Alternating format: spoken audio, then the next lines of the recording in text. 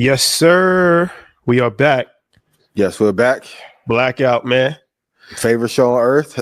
That's a fact, man. You know, thank y'all for tuning in. Appreciate y'all, man. You know, I'm a little under the weather right now, but some of y'all been making me sick all year, so I'm fighting through it. We're gonna get it done.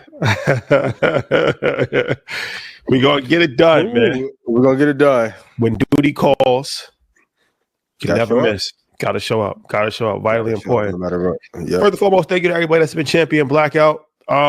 Unfiltered, uncut, myself and Ian. This is just our thoughts and our opinions.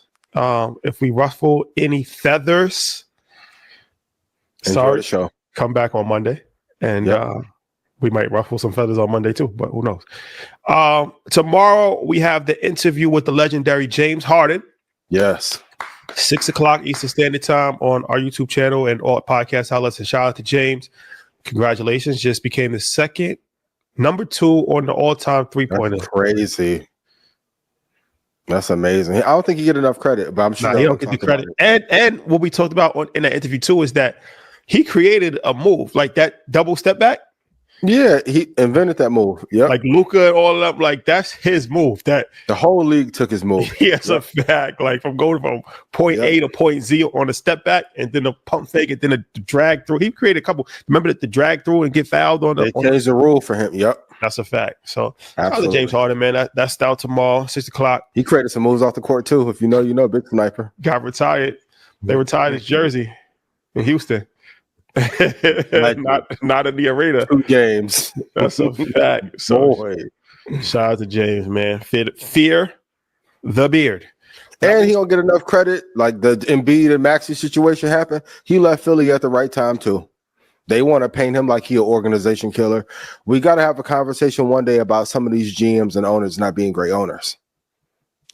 How you lose his talent? And you lost Jimmy Butler and him. Well, it happened first. We talked about it, right? OKC. Great point. You have James. How do you lose that? You have James Harden. You have. They lost him for $8 million, right? Or $5 million. They lost him for Serge Ibaka. That's what because they had Russell Westbrook, James Harden, and they had Kevin Durant. At that time, James Harden wasn't even starting. And once his rookie contract was up. And they, for salary cap reasons, they thought that Serge Ibaka was going to be a better fit moving forward, potential-wise, than James Harden. Mistake. Legendary. How you going to have 3 of the all-time greatest players on your team and you just let them go? Like, it wasn't like he wanted to leave. You let him go. Yeah, he wanted to stay. Yep. Bab, you need all the pieces together to make Voltron. Unbelievable. I hear about players moving around and they're not working. That needs to be a documentary. How do you let them? Y'all could have had a dynasty, and they're doing great now. But man, that was a loss. Brooklyn, that was in shambles. They supposed to have the big 3: Kyrie Irving. We talked about that. Kyrie Irving, Kevin Durant, and himself. Yep. Shambles. Brooklyn's organization is in shambles. Yep. So. Yeah, these sports teams, man. A lot of these sports teams mismanagement at the highest level. Dallas Cowboys. Dallas Cowboys is in shambles. You see them dudes just did the rap video? You see that? Yeah, it's crazy. Yeah. Yeah, how you film a rap video after you lose by 30 points? Don't care. If the owner don't care about winning, if the owner won't get out of the way and let a real coach win, like after the coach won for them back when we was kids, undercut his legs, and that's a business lesson. But from Jerry's standpoint, he making so much money from that Tyson fight. We're gonna talk about that Tyson fight, but he's making more money from the ancillary stuff than just the Cowboys itself. So it's like it's hard to really kind of tell somebody to prioritize winning when you don't get punished for losing. That's been the New York Knicks problem. Like shout out to the Knicks, they finally they're good now. But for a long time, James Dolan. It didn't matter. The Garden's going to sell out. It's going to be so. If you're not punished for losing, how do you expect somebody to prioritize winning? It doesn't matter. Yeah, that's true. But legacy. But in a game of business, like you said, if it's profitable and you're selling out and you're winning, you're 500. It's kind of tough. But Jerry could have a dynasty. Like, what would the Cowboys be worth if they had won 5 more titles in the last 30 years? Yeah. There's a few teams that reign on the top of sports excellence. Boston Celtics, Los Angeles Lakers, Dallas Cowboys, New York Yankees. That might Red be Sox. They're up there. They won a few. Yeah, they are. B class. Got you. I'm with it. They're B class. They're like the Patriots. Like, now I know I'm gonna get killed for this, but I'm not saying as far as greatness. I'm saying as far as franchise value. Franchise value. Yeah. This is what Real Madrid. Yeah. Exactly. Yeah. Exactly. Yeah. All right. Well, I will say this: Monday, we have something special planned. Mm-hmm. Black Friday is on Friday, but we're going to do something special on Monday. So watch Market Mondays, and please tune in. We're going to do something that's never been done before. So we're going to break the internet. Time to break the internet again. Have to. Do not miss out. Our Black Friday deal comes Monday. All right, Ian, anything you'd like to say?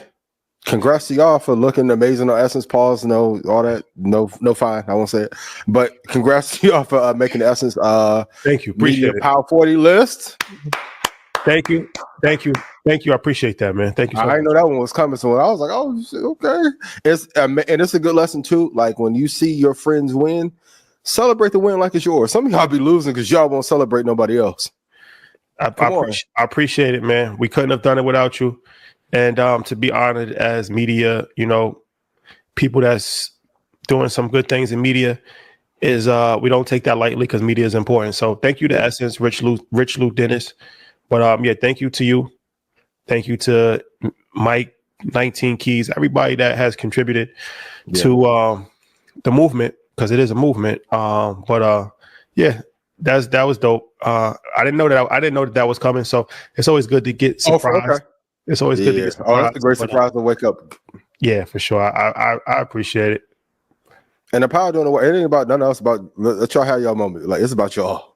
Yo, to put in the work consistently. There's been a lot of breakups. We'll talk about maybe a couple later. But feeling good. Yeah.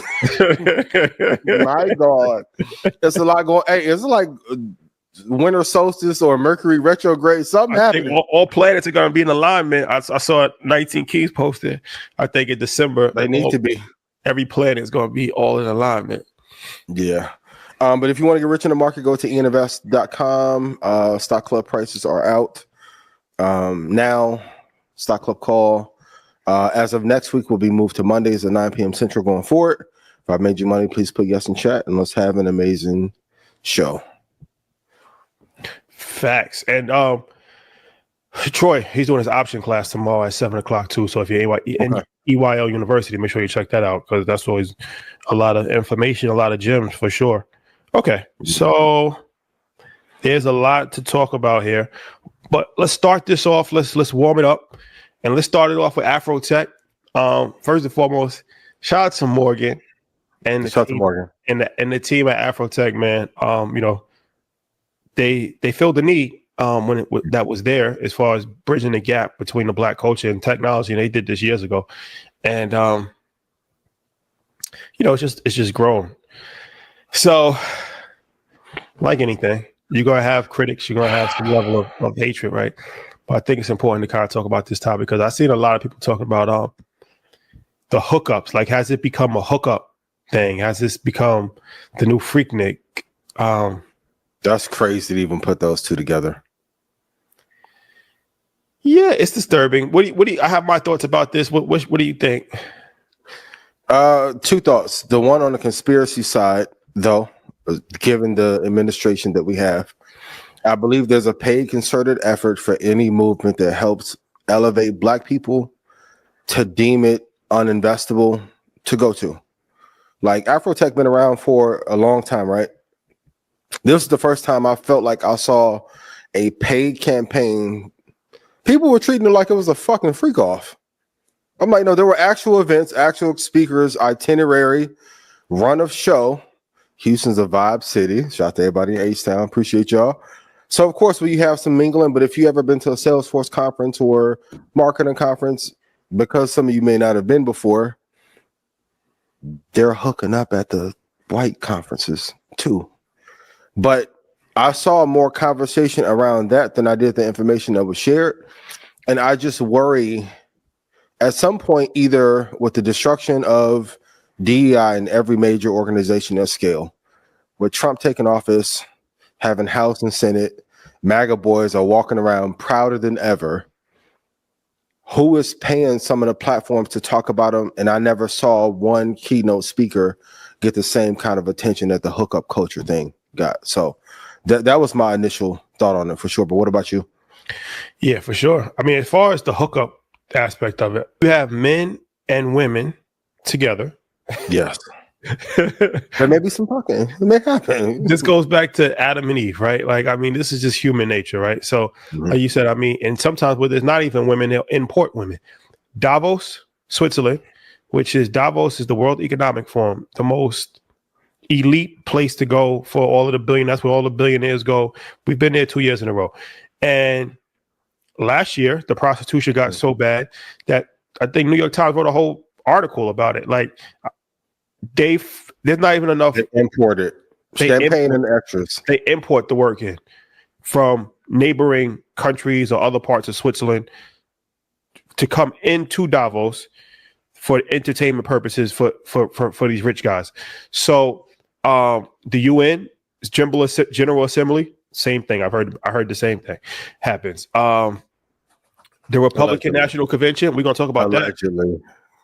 Allegedly. We're gonna talk about that. We're gonna talk about anything that happens. Like, that's why, like, sometimes people just, somebody said something in the comments that was very insightful. It was like, one thing that y'all gonna do is complain, because big facts. That's the one consistent thing that the culture carries is a level of entitlement and a level of complaints that I've never seen before. People hook up at conferences, guys. It's been happening since the like, I don't understand. Like, at white conferences, it happens. At the Mexican conference, like, so just to try to tarnish somebody's brand for entertainment purposes, like, so you guys don't understand what you're doing. When I say you guys, I'm not talking to everybody. I'm talking about the people that take to Twitter and to repost it. What you're doing is actually you're actually helping and tarnishing a brand. We already have less than 1% in representation in tech, right?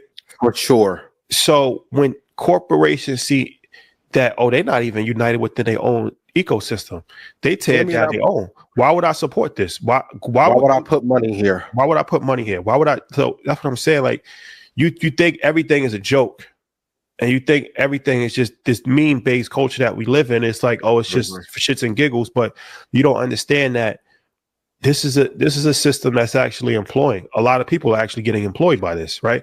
I know, because we run festivals, so I understand how this thing works. It's a year-round operation. People are getting employed. People are getting help.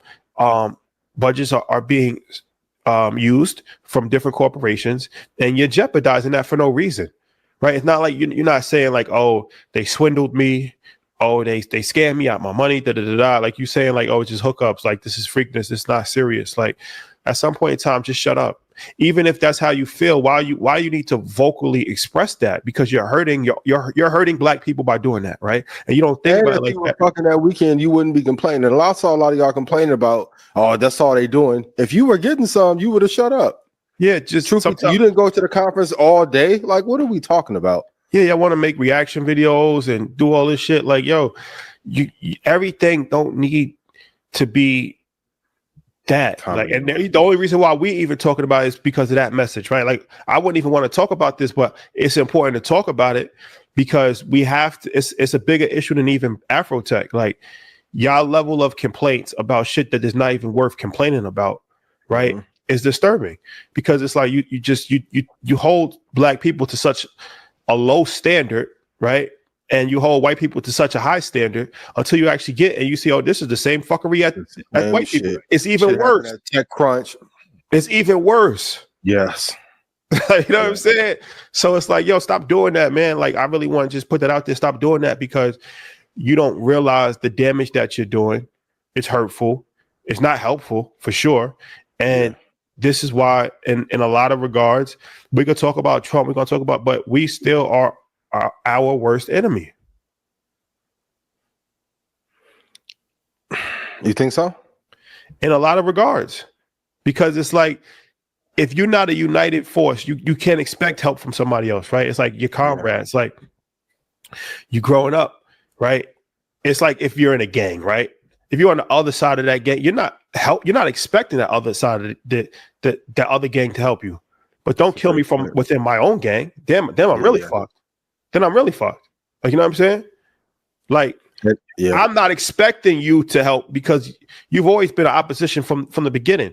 But if we locked in arms and I got to fight with the people to the right and to the left of me, which happens a lot. I mean, like, what are we doing? What are we doing here? And I think tech is too important. And I mean, in terms of employment, less than 1%. But if you look at angel and venture capital, half of 1% of capital disperses from us. Like, I don't know enough Black people that can raise a $300-400 million round to invest in some of these companies that are controlling the world. I just think that asset of AfroTech is too important to try and defame, especially like, because I've seen it when investing and seeing the people that were placed here to tear that movement down.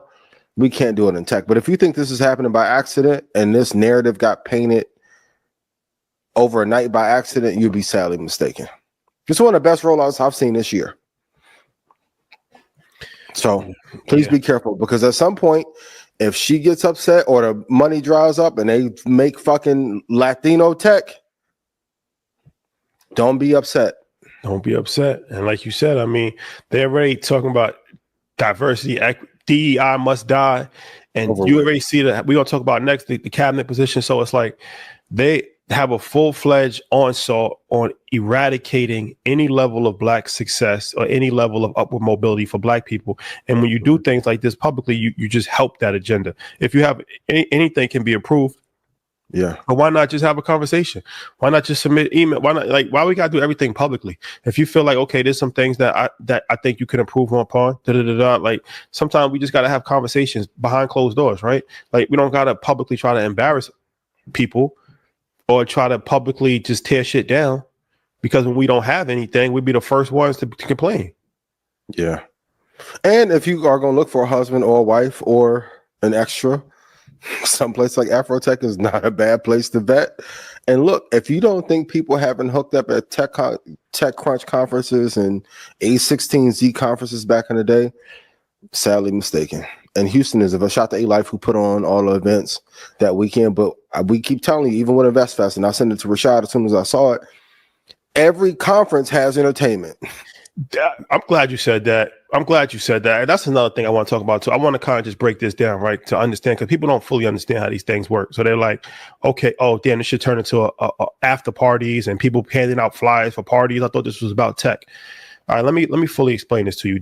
Nightlife is an industry for a reason, right? Yeah. So whenever you have large groups of people that gather, that traditionally is beneficial for nightlife, because those people eat at restaurants, those people go to bars, and guess what? Those people will stay up at night. This happens at the highest level possible. Like I said, in Davos, you know where some of the best networking happens? At nighttime. People don't go to sleep till everybody's up at night. They go 5-6 in the morning, right? And the party, Google has a party, Nvidia has a party, Facebook has a party. There's parties. Yeah, it might not be a traditional club hip hop type, but once again, why is that any different? That's because you still look at yourself as an inferior, because it's like you don't look at a Black club the same as a white party. It's the same thing. People are drinking. They might not have sparkles on their bottles, but they doing the same shit. They drinking, they listening to music, and they talking to girls, and they talking to each other, and that's the vibe. So it's like, stop saying that. The Grammys. The biggest thing with the Grammys is the after party. Clyde Davis had the biggest after party for 20 years. A white executive. People fucking beg to try to get in his party, right? The Super Bowl.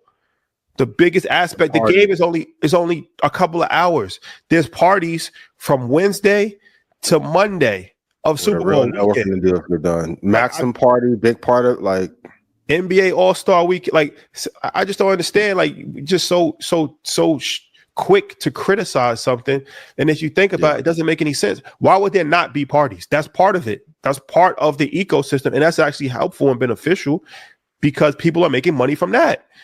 There's people that's making money from that. So any event that you have, party nightlife is a major part of that, an extension of that. And I'm gonna be real, and I don't mean to be mean, but a lot of y'all who say that why do you have parties, you're not that fucking dedicated to be studying that night. How do I know? Because the other 2 years or 3 years that I did Invest Fest was I was in the house. I'm messaging y'all on IG and y'all are fucking out. Y'all not dedicated like that to put in 12. I know everybody during the day acts like they're grinding. No, you're not. Tusi Shakur, y'all be in that party and y'all ass off. Tusi Shakur, low key. Like, let's not act like everybody's so diligent and looking at P ratios all day and all night. No, just me. Come on. But even in that, to be better at the shows, all the best ideas I got to put on stage came from concerts and going to parties. Come on. And stop criticizing, because if AfroTech goes away, what is your pathway in? Even the Democratic or liberal tech bros don't want a lot of us in. Yeah. Truth be told, you think that with this AI explosion and chip explosion, they want us coming in and taking over industry and having IP? No. We let y'all have podcasts and now we're going to blow that shit up and find a way to destroy that because y'all start sharing too much information, and so let's fuck up this. But while podcasting was hot in 2020, no one was talking about AI and quantum computing. Be careful. Be careful. Yeah. But what do we know? I don't know nothing. Yeah. Okay. Yeah. And the musical performances. Y'all complain about musical performances and fucking will.i.am is performing in Davos's Forbes party. All right. I'm off of it, but just be mindful. That's all. Shout out to will.i.am. For sure. So let's talk about Donald Trump's recent appointments, cabinet appointments. We talked about a little bit on Market Mondays as far as he hasn't appointed anybody black yet. Surprise. But let's just talk some interesting picks. Let's go down the line on this. Yep. Matt Gaetz, I think that's how you pronounce his last name, as Attorney General. So Attorney General is essentially the top law enforcement person in the country. He's like the top prosecutor. The Attorney General is the top prosecutor, right? Like he heads the department and they take down, this is the top cop in America, right? From a legal standpoint, top prosecutor. Eric Holder was the Attorney General when President Obama was there. So this is the top prosecutor in the country. So it's interesting because Matt, who Trump appointed, he used to be a state representative from Florida, big time supporter of Trump. So what's interesting with him, this is the top prosecutor, by the way, right? I just wanted to say that a few times. Yep. So what's interesting with him is that he faces allegations of sexual misconduct, drug use, paying for sex, engaging in sex with a minor, including a 17. Allegedly. Thank you. A 17-year-old girl. He was investigated by the House Ethics Committee and the Department of Justice to investigate him. The House Ethics Committee, they're trying to not release that. So the House Ethics Committee has a thing where if you're no longer in Congress, then they don't release it. So he immediately stepped down from his position so they won't have to release it. But now they're trying to be like, yo, bro, like just release the report. Like if it's nothing there, just release it, right? That's kind of interesting that in the wake of Sean Diddy Combs and all of this, we're talking about sex trafficking, that somebody with those charges, accusations on his record will be the top prosecutor. That's interesting. But what's also interesting is that he's never been a prosecutor. On the job training, Rashad. I'm gonna download ChatGPT. So he was a lawyer at some point in time. I'm gonna hit up Morgan. She gonna connect me through the diversity program to Google, and I'm gonna download all the files I need. Talk about these DEI hires. What? Okay, let's. Like I said, we're gonna go by one. What's your thoughts on this situation? That situation in particular is very interesting, allegedly, and that's all I have to say about that. Read my face, though. You can see what I'm thinking. But I think it's interesting, to say the least, that this fine gentleman that chooses to serve our country has maybe a troubled past. But one thing I can say about Trump is looking out for his people, and he's going to make sure that whatever ills they may have done, they may go away if they look out for him. Very old school mentality, but this is interesting to say the least. Somebody that we interviewed, RFK Jr., Robert F. Kennedy Jr. He was named as Secretary of Health and Human Services. Now he's interesting because people have questioned his mental stability as far as him saying it. Well, he's made some interesting statements, but I guess the biggest thing that they're questioning about this pick is that, he's very anti-vaccine. He doesn't believe in vaccines, and it just so happens that he's going to be heading the department that is in charge of vaccines. So it's interesting to head a department that is in charge of vaccines when you don't believe in vaccines. I think there could be a modification schedule that may suit both sides. I don't think he's going to get to run free as everyone think he may wants to, but I think he has two uphill battles, one being that pharma lobbying industry, and then just perception, because if there's a modification in the schedule, you then have to tell the American public why the current schedule is not beneficial for the public as it currently sits. Y'all can tell I've been sitting with PR and legal. No, I'm proud of you, man. I'm proud of you. Thank you. Shout out to RFK. Oh, okay. The next Read my face, though. Go ahead. The next one is Pete Hegseth. Secretary of Defense. So Secretary of Defense is this is the guy that runs the War Department, the military, pretty much. Like this is the top of the food chain when it comes to our military, armed services, and all of that, right? So he's an interesting pick because he was a news commentator for Fox, and he once again sexual assault accusation 2017 following a Republican women's event. Ironically enough, an event. Now, he never got convicted of anything, but he did settle the case in 2020. I don't know. Settled it 2020. Okay. But what's really interesting about him outside of that is that he has military background. He's his highest rank was Army National Guard officer. Mm-hmm. So it's interesting because, like, if you understand the military, there's different ranks, right? So this is the highest, most important person in the military, and he's a National Guard officer. No disrespect to the National Guard officers, but like James Mathis had this position. He was a 4-star general, right, in the U.S. Marines. Lloyd Austin held this position, 4-star general. Yes. Mark Epstein, lieutenant colonel in the U.S. Army. Bunch of generals. Decorated. Now, the one that's interesting is Dick Cheney, who has no military background at all, and he actually served as a position. But the last six people. You can argue Dick Cheney had another powerful position that was equivalent to a war leader. But the last 6 people outside Dick Cheney were all at least 4 or 5-star generals, decorated, or colonels, and he is.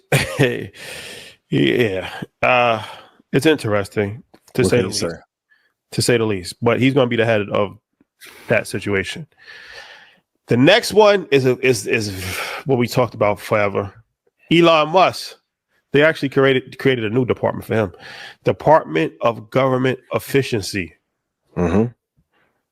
Elon Musk, biggest contributor to Donald Trump's campaign, comes in and he's tasked with making the government be more efficient. We'll see how this works. How do you feel about Elon Musk in this position?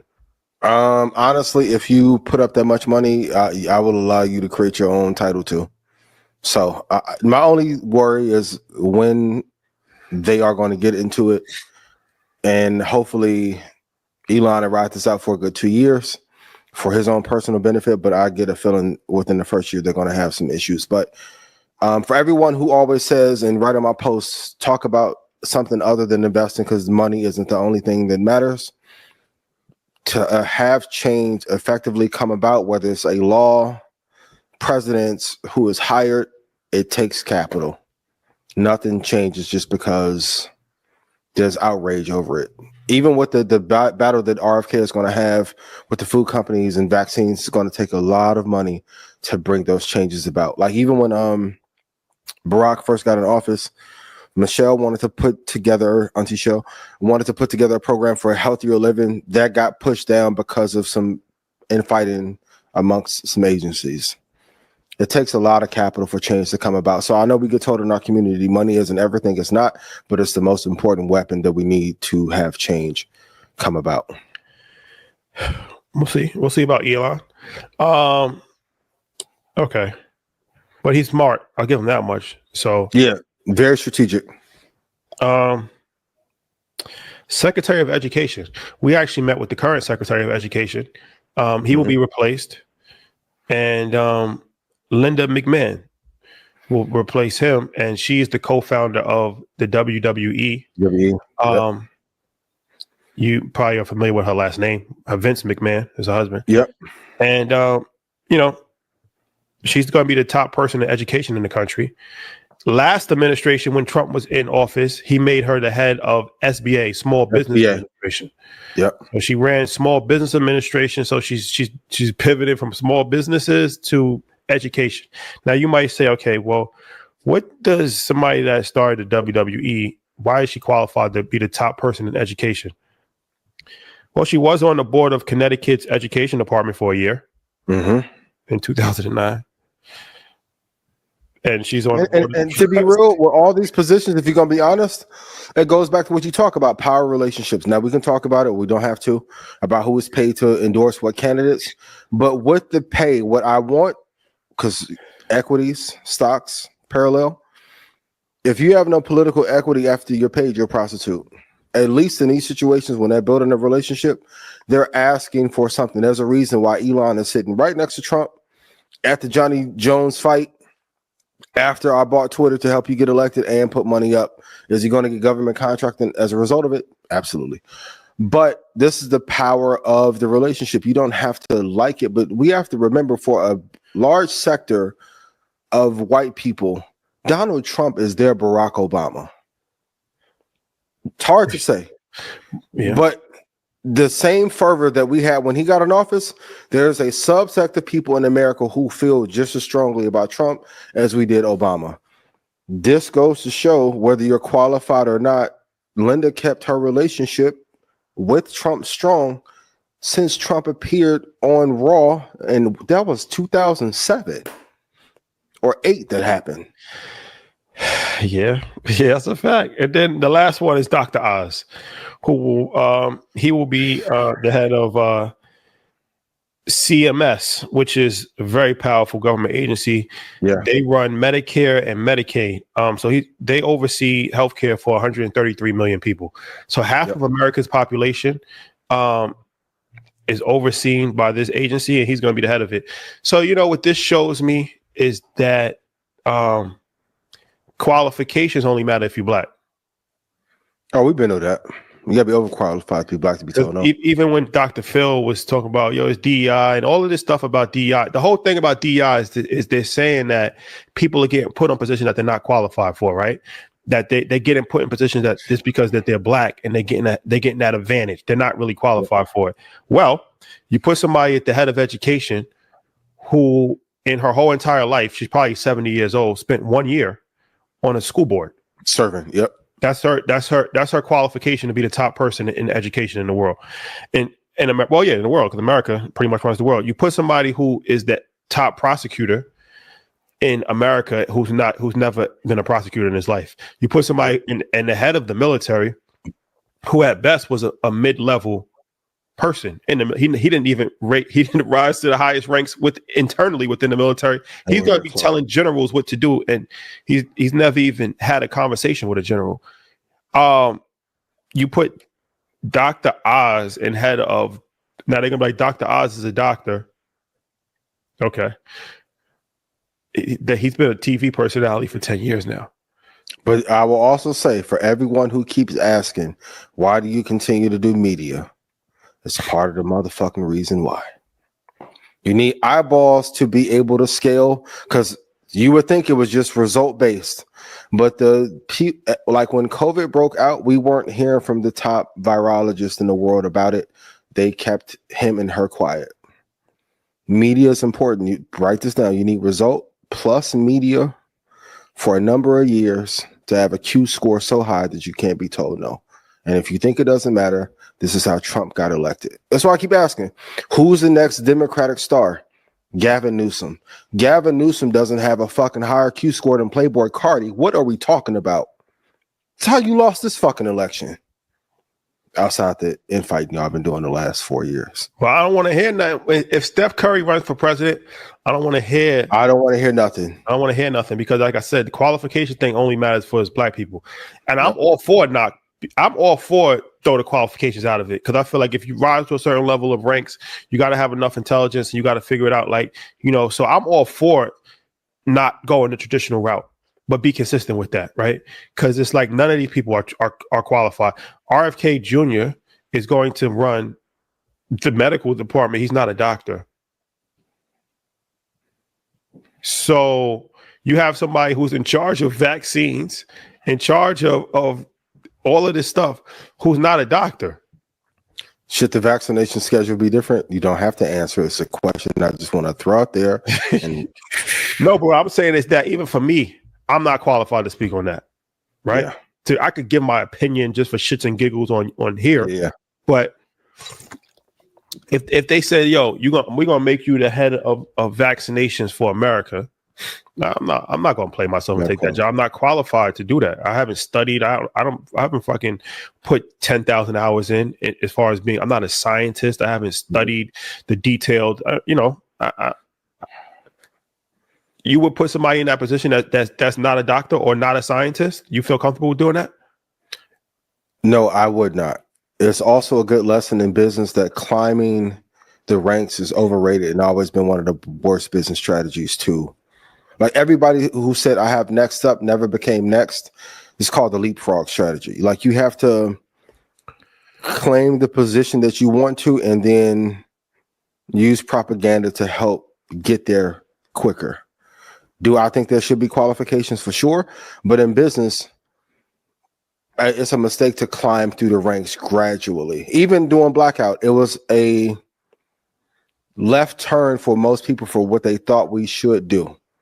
But I'm like, you guys aren't listening to Market Monday. Like Market Monday should be at 1.2, 1.5 easily a week. It's not. What does that tell me? Most people don't care about getting rich. That's a fact. So great. Let's move in another direction to grab more eyeballs in a different cool and still interweave the business and put the candy inside of the medicine. And here we go. So no, I wouldn't do it that way, but I think it's a great business lesson that if you are looking to be next up, you have to leapfrog your way there. Even when I start saying I'm the greatest investor of this generation, I don't know anybody, especially black, that's made black people this much money. That's why I think I can say that. If I would have went the traditional route, I would have done a bunch of other things that would not have gotten me here. And I can argue they don't have as good of a result. So waiting to take your turn, mistake. And to everybody black who campaigned and cooned for Trump, and you didn't get a cabinet position, come to death row. And that's a fact. And people get mad when, I keep saying the relationship thing. I did a whole 30-minute dissertation on EYL University about how to actually network the right way, because it is a science to it. But we put on Instagram a while ago, relationships can take you place, can open doors that degrees can't. Mm-hmm. People are like, no, how could you say that? How could you say? Well, it's a prime example. This is a prime example. These are 6 prime examples that none of these people are qualified from an academic standpoint, but they are successful. They've built great relationships. They got close to the person that they need to get close to, and they were rewarded for it. Now, you could have fucking went to John Hopkins and stayed in the law library in NYU and do all of this shit, and you wouldn't have got this position because you don't have the relationships. So for me to say that relationships can open doors that degrees can't, this is literally showing you that at the highest level possible. Yes. None of these people got this job because of their college degree or job interview. They got this job because it was a payback for what they did for Trump. They campaigned for him. They gave him money. They built a relationship with him. They helped him out years ago. And now Linda McMahon, she went from running a small business administration to running education. You just swapping positions. You just need something like, what you got? What you got? You give me something. Fuck it. And also it goes to show, stay trusted inside of that inner circle. Some of you keep thinking about relationships on a 1 or 2 year period and then want to have beef, and you're locked out for a 30-year period. With her husband having his fall from grace, I won't speak on their interpersonal relationships and issues, but she was smart enough to stay close to Trump till when she needed another opportunity to take care of her family, despite what was going on. She's A-okay. And a lot of these positions come down to who can I trust. Most people didn't know Dr. Oz and Trump was cool. Also, Auntie Oprah called the lawyers, you and Gail, in perpetuity. If that shit in there anywhere, what percentage of Dr. Oz you get off this?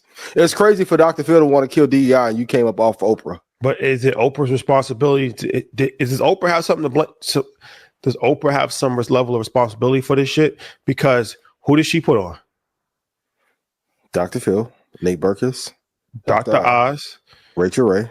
Shout out to Rachel Ray. She hasn't gone left yet. But what I'm saying is that she put on white people, right? That's the real DEI. That's the real DEI. And I know why she did it, because her audience was white women. So she couldn't put Umar Johnson, but she put like Gail. She put Gail on, but majority of the majority of the people that she made famous via her show were white people. That's just a fact. And the level of gratitude that they've shown is to say DEI must die. I mean, Gotcha. If I was Oprah, as soon as I saw that Dr. Oz announcement, boy, I'm looking through them Harpo contracts in perpetuity plus a lifetime. Gotcha. Thank you. Good looking. Tough. That's why I say I don't believe in those short-term business partnerships. Nope. We're either gonna do this shit for 5 years or 30. Let me get my royalties. Thank you very much. So, all right. Speaking of other whites looking out, do you think that Jake Paul and Mike Tyson fight was rigged? Well, that's where I was going to go next. Let's get right to it. Let's show this clip. Actually, let's show this clip.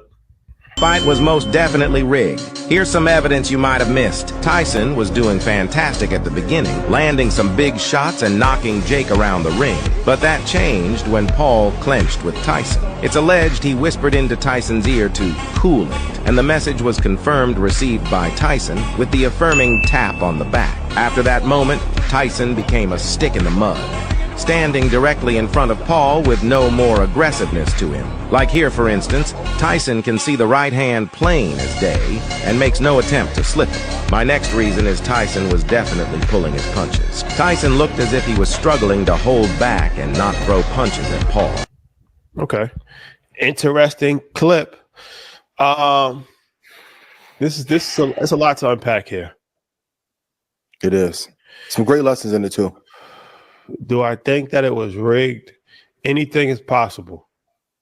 When you look at it from a standpoint of Mike Tyson probably needed money. Jake Paul is an intelligent person. He has his own promotion company. This was under his promotion company. Smart. It would not be out of the realm of possibility for him to discuss beforehand with Mike Tyson to say, look, this is going to be the biggest fight in boxing history. You're going to make anywhere from $20 to $40 million. But the gig is that you have to lose because, I mean, you have no upside in boxing. You're 60 years old. You're not going to keep boxing if you win. For you, right? And if you lose, you're 58 years old. It's not that big of a deal. You're not going to get embarrassed. You're not going to get knocked out. You stay on your feet. But me, I'm building my company. This is going to help me. This is going to help me become even bigger, and it'll position me for another fight, or another couple of fights, and make hundreds of millions of dollars. They use 14-ounce gloves. We traditionally you're supposed to use 10-ounce gloves. So that's for people that's not familiar with boxing. It softens your punch, right? Like it's like fighting with pillows on. So they use 14-ounce gloves. They do 8 rounds, and it's 2-minute rounds. It's supposed to be 12 rounds, and it's supposed to be 3-minute rounds. So part of me can say yes. The other part of me says Mike Tyson is 58 years old. Boxing is an extremely taxing, difficult sport. He was gassed in a couple of those rounds for sure. He got gassed in round one. His knee was hurt. He fought with a knee brace. When's the last time you saw somebody fight with a knee brace? Right? If that's not some old man shit. I've never in life seen anybody fight with a knee brace. He stumbled when he first walked out of the gate. Out of the He stumbled. He's 50, he's 60 years old, right? I mean, he's a smart fighter. He knows how to fight. So he actually fought a defensive fight. He only threw like 98 punches. If you're watching him, he's doing the Floyd Mayweather. He's not throwing any punches, but Floyd landed punches. But so what I'm thinking in my brain is that he's saying, I'm not going to get embarrassed out here. I'm not going to get knocked out. I know how to. The number one rule in boxing is protect yourself at all times. At all times, yeah. I know how to protect myself. So, I'll stay on my feet. I'll protect myself. Because if you do throw punches, you open yourself up to get knocked out. Jake Paul, he's not a slouch. He knocked people out before. So half of me thinks that Mike Tyson just physically wasn't up to it. He got gassed, and he's just thinking, I'm just in survival mode at that point in time. What do you think? I like looking at numbers. How many punches did Tyson land in that entire fight? That was telling. For those of you who ever been in a fight, if you fight for 16 minutes, that's a long time. I give it to him. Knee brace, he gassed 18 minutes of fighting. That's a 4-hour workout, it feels like. To land 18 punches, I've seen girls just swing overhand, and put their head down and get off 18 punches. Also, too, Roy Jones, they killed him for his commentary of him kept biting the glove and his leg. I think that was also a tell. Roy Jones is broadcasted enough to be able to broadcast well, especially on as big of a platform.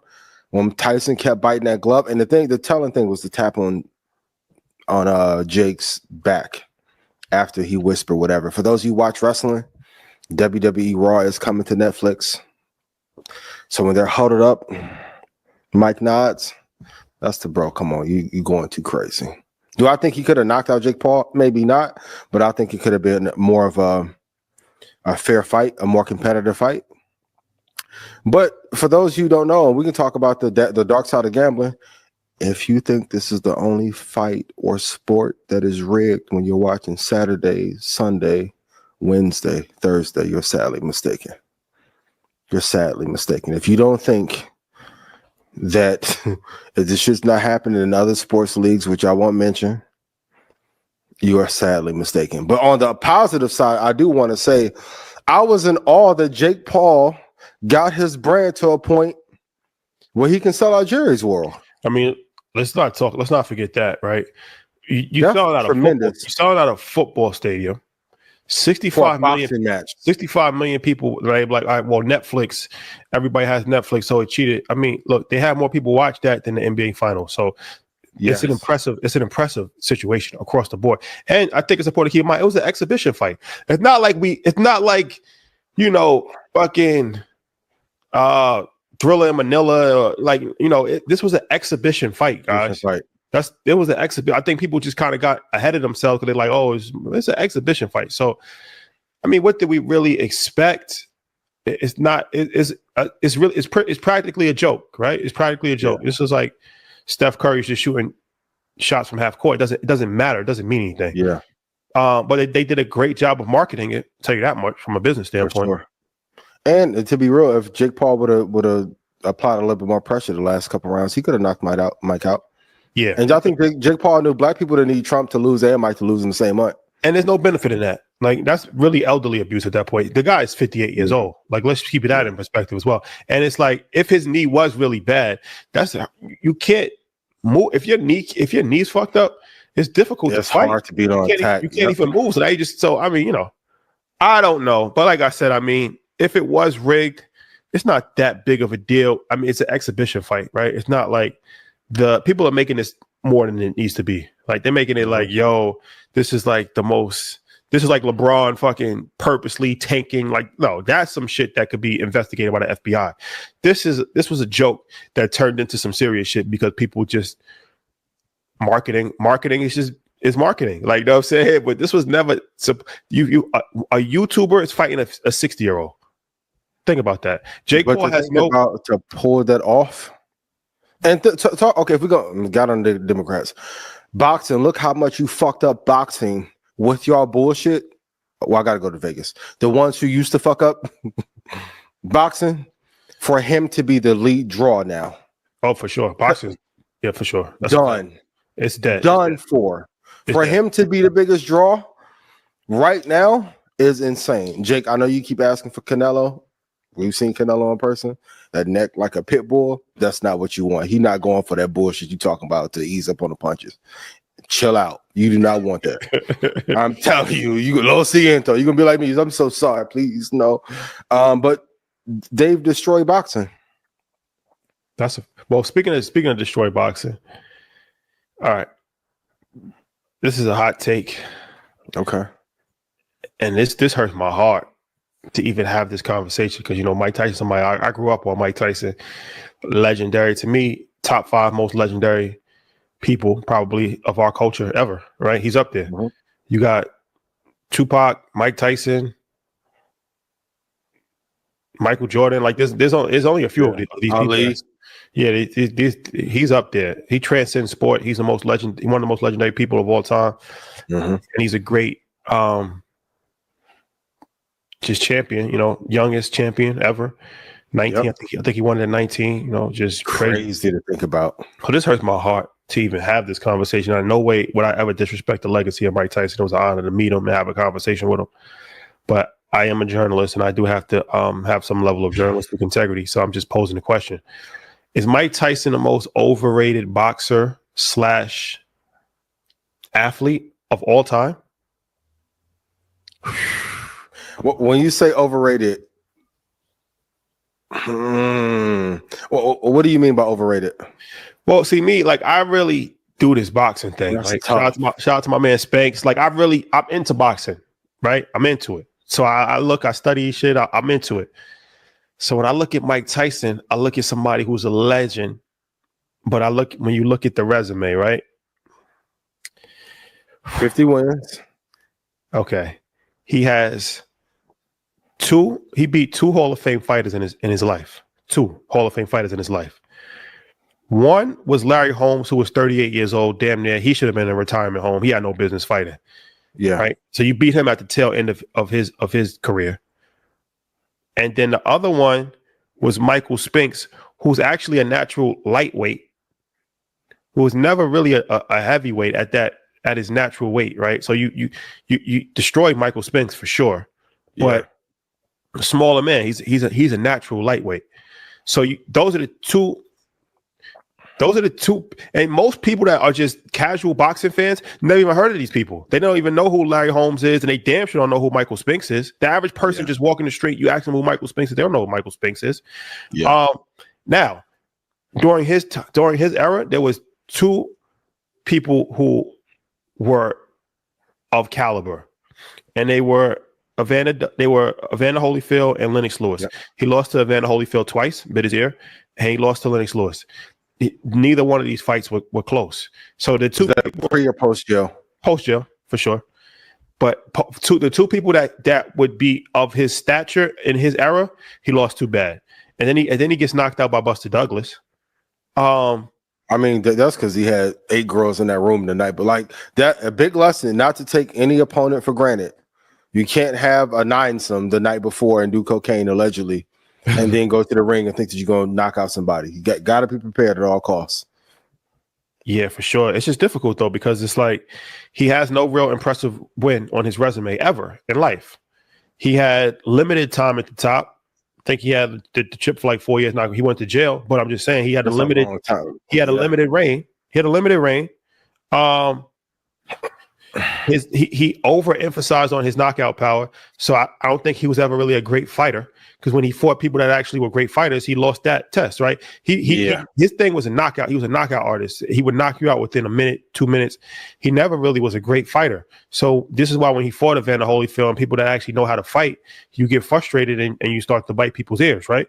But in Evander was, and shout out to EJ Jr., it's my guy. Evander was being dirty and hidden below the belt. If you go watch the film, headbutt Evander was being dirty than a motherfucker. But his boxer. What is boxing? Hitting me in my nuts, not because I used to knock down who you wanted. We gonna talk or we gonna talk? But so in comparison, somebody like Floyd Mayweather, right? Who I deem is the greatest fighter of all time, but we can't do that. So Floyd beat 7 Hall of Fame fighters. And these are people that you know, right? So Arturo Gatti. He beat the dog shit out of Arturo Gatti. Ooh, Oscar Lord. De La Hoya, one of the greatest ever, right? Picked him apart. Shane Mosley, great. That was a good fight. That was a good Shane fight. hit him. Shane hit him with a hell of a rocked shot. him. Juan Manuel Marquez. He don't get enough credit. I forgot about that fight. He's the one that laid out Pacquiao face first, right? He's a warrior. Yeah. Manny Pacquiao. He beat Manny Pacquiao. He fought Manny at he ducked. If we're gonna be honest, he ran from Manny for about 6-7 years. Floyd, you know I love you. Shout the Girl Collection. Thank you for coming back on Mondays. Rest in peace, Fat Man Scoop. Shout to everybody in Vegas. Oh my God, you my dog. He ran from Manny for 5 years though. I get the roids part, so I get the run, but he ran from him for a while. He didn't fight him at his prime, but he wasn't at his prime either. He was older than Manny. That fight should have happened 10 years prior, for sure. Prior to, yeah, definitely. Manny Pacquiao was not at his prime, but he still beat him. Miguel Cotto, hell of a fight. Cotto was a good fight. Puerto Rican.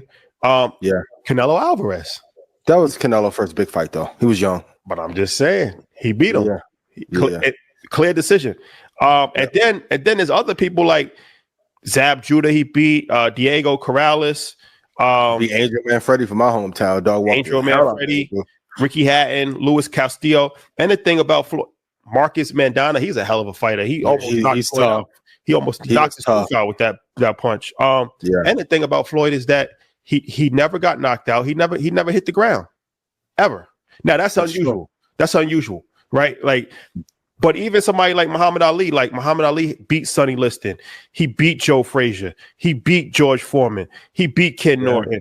He, like, you know what I'm saying? So Norton was a tough fight, man. Yeah. I don't want to pile on to Mike Tyson because I got a lot of respect for Mike Tyson, but I mean, you start to question it. You should be like, damn, he has a very questionable resume, bro. Like is it his fault the other fighters were not up to his caliber? Same thing with Jordan. Like you can go back and look at some of the game tapes and say maybe Danny Ainge wasn't the toughest person to go against in the finals, but is it Mike's fault that the competition wasn't up to par? Well, no, but the competition, there was 2 people up to par, Lennox Lewis and Evander Holyfield. Those are jail though. And if we're going to talk, you can argue somebody put that girl on him to dethrone him and stop that reign. We going to talk or we going to talk? That was in Indiana, right? Got to be fucking careful. Couple places, Indiana, Denver, Utah. Don't want to get Vermont. Steer clear. Steer clear. If she don't agree and whip out the motherfucking DJ Osmo pocket herself, I'm cool. You guys got to be careful because sometimes the competition or somebody from your inner circle will send a girl to you to put the on you. Now, I'm not saying he wasn't abusive because that was true, but that particular case.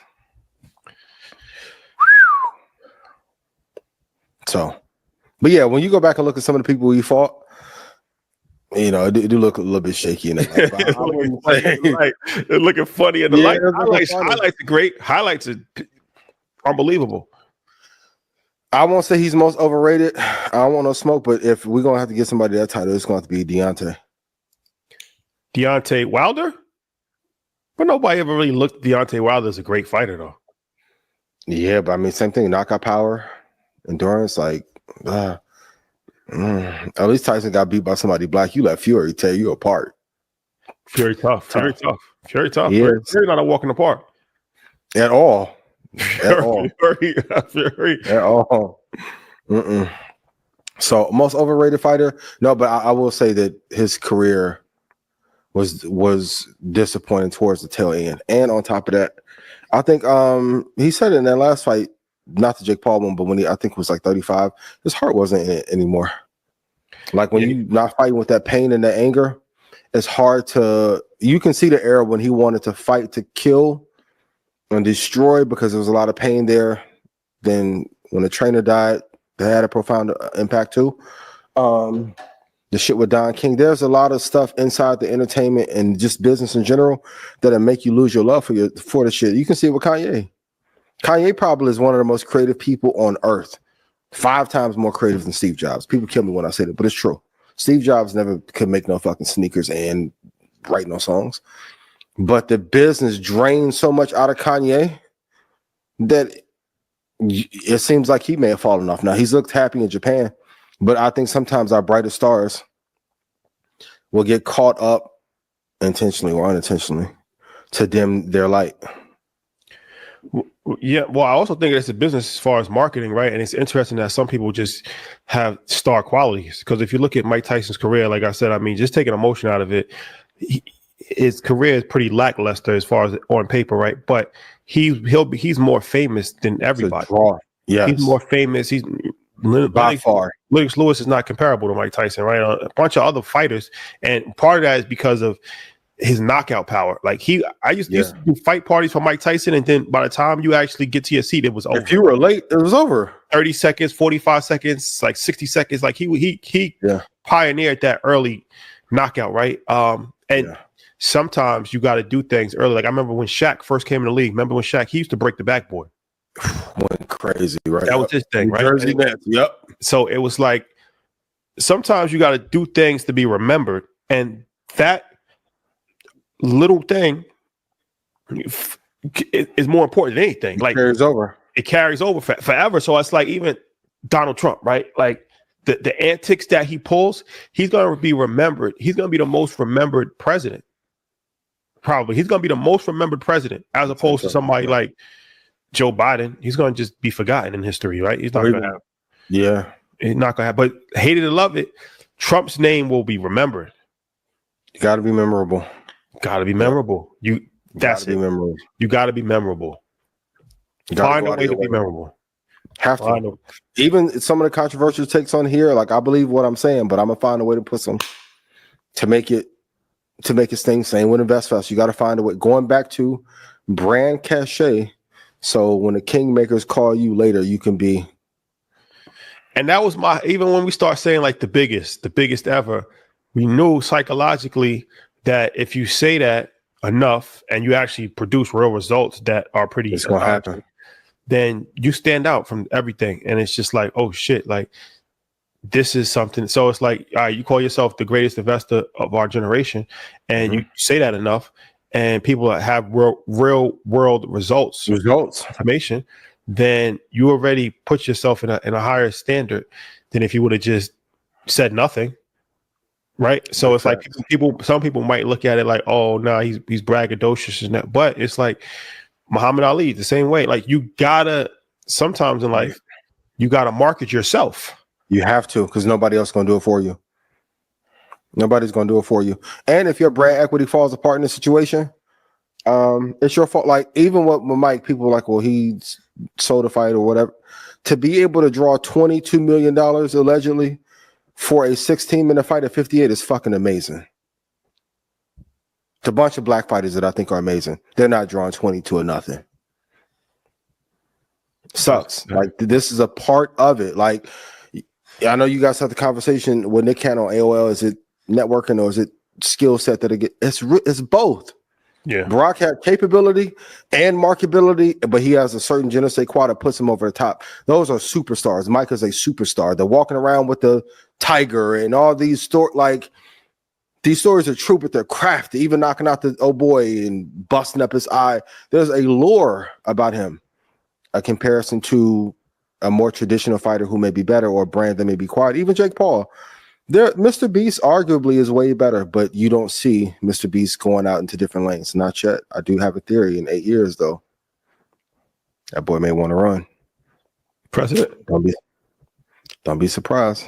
Maybe 12 years. Yep. So let's talk about Kim Kardashian. Can we? And Tesla on a business standpoint? Yep.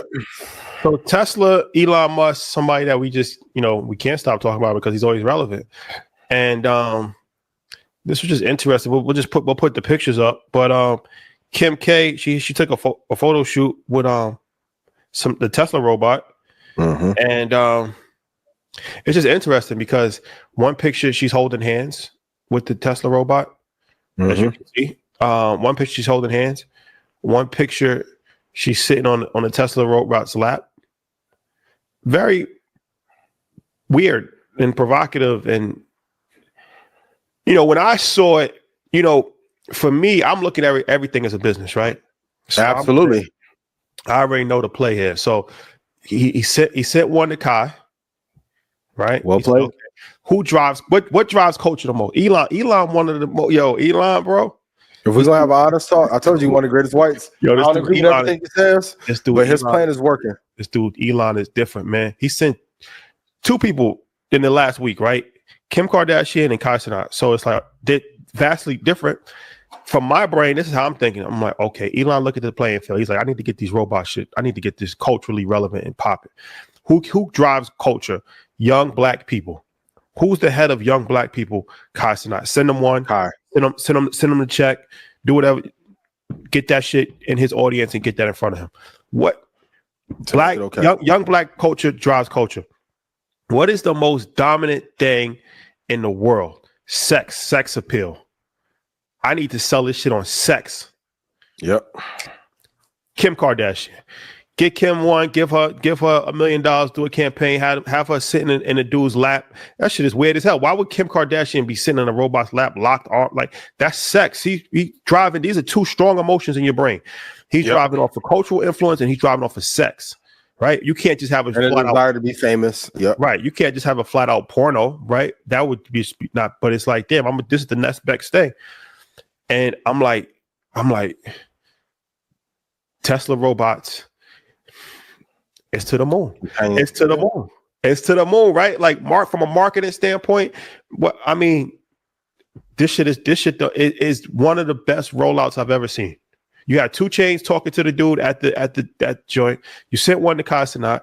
You got Kim Kardashian sitting in his lap.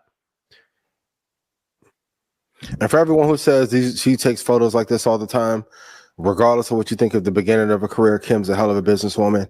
When you do the carousel, that's for monetization. That's a plan. No. It looks like it was just happenstance. That's an art to take shot to Yomi. It's an art to taking photos like you're not trying. This is a rollout for sure. And if the best way, going back to brand cachet and Q score, if I want to sell my robots to the Republic of Narnia, if I can't get Kanye, because Kanye is not okay, let me send it to Kai and Kim, and then it'll end up in a Mr. Beast video and they run it over with a fucking train or something. It's much easier to sell because that Q score is so high, and now I don't even have any competition. One day we're gonna have an honest conversation about business. The best business to be in is a business that has no competition. That's a fact. So I'm a marketed as a consumer good, but I really want to sell these ancillary to this war. And when I get to talk to my buddy and see how long we're going to be in war, I'll know how many robots to produce. Well played. Shout out to Mama Chris. How do you feel about this? This shit is kind of weird to me. I'll be honest with you. Like, how do you feel about this one particular picture of her sitting in the robot's lap while he's driving the car? If you ever seen a girl's top drawer, we ain't too far off from the robotics love wave anyway. Some of y'all be rose. I'm gonna run down anyway. It's not weird to you? It's weird, but we've seen. I keep talking about it, and I never want to play a clip. They have a pedophile association that is actively lobbying for equal rights. This picture with Kim, not worse than that. Kendrick, I know you was on Drake, but you don't say nothing about that. Punch, I don't want no issues. TDE, I love y'all. 90s. I don't want no smoke. But is it weird? Yes. Is it a marketing for what is to come in the future? Is it planting a seed to have these interactions? For sure. For sure. But if you've ever seen a girl's top drawer, that motherfucker look like Best Buy usually anyway. way. Shout out to y'all who be traveling, then your shit fall out your purse, your little chargeable. They don't even make charges like that no more. Oh, I saw you saying so you saying if you're going to use a vibrator, what is the difference between a Tesla robot and a vibrator? That's what you say. Not much. That's what you say? Not much.